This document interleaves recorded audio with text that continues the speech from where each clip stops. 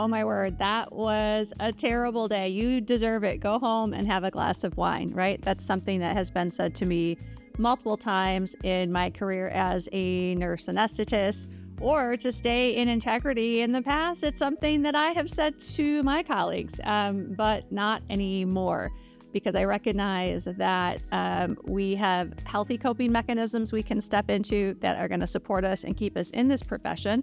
And we have unhealthy coping mechanisms that in the short term we can use to blow off some steam and might feel like a quick fix, but they can take us out of this profession or even out of successfully completing our training as nursing anesthesia residents. So now the practices I step into is stepping into self-compassion, then practicing fierce self-compassion.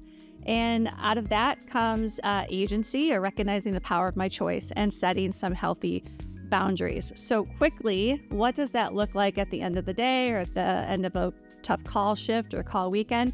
And really, I've moved to now where I'm doing this in real time at work. So the practice of self-compassion, it's 3 easy elements to practice that. Self-kindness, just talking to ourselves like we would a friend. Mindfulness, it's just checking in with ourselves. What thoughts and feelings am I having? And then a term called common humanity, but really just recognizes that in the best way.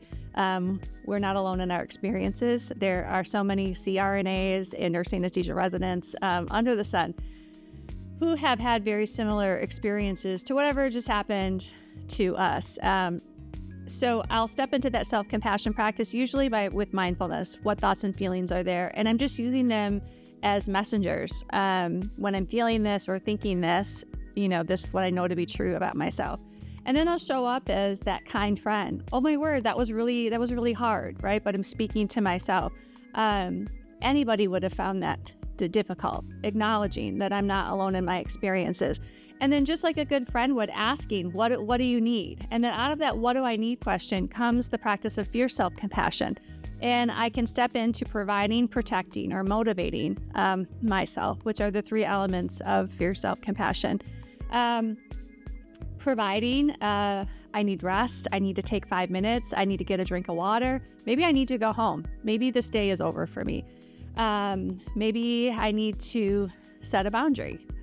Protecting, there's a medical legal aspect, to what we do. And so that can happen on the business side of anesthesia and on the clinical side. So sometimes it means getting other authority figures in the chain of command in the hospital involved, or, it might mean getting an attorney involved.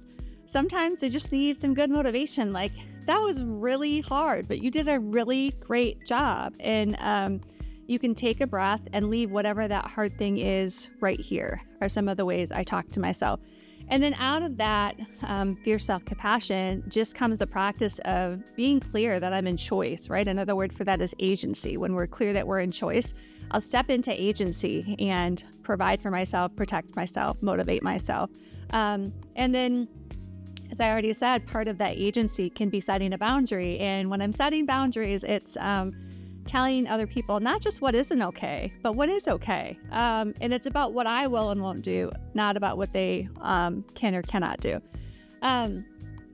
So I move through that arc sometimes in minutes and complete it and move through to coping with the stressful situation before I even go home. Sometimes it takes days, sometimes it takes weeks.